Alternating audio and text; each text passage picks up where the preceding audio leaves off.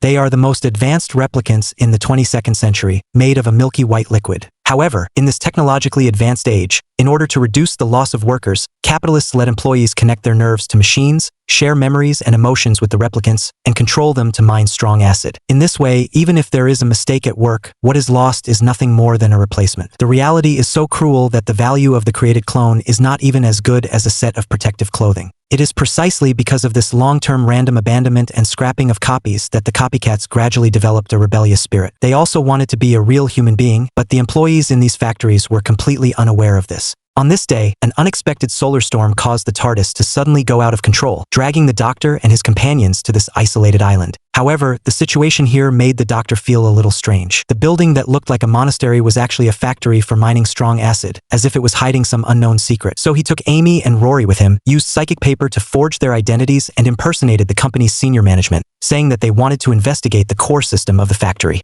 Under the influence of the psychic cards, the person in charge, Cleves, did not doubt and took the Doctor and others to the laboratory. Seeing a big pot inside, the Doctor was very curious. Cleves explained that it was the most advanced human cloning system at present. Its working principle was to extract data and then copy anything, including humans.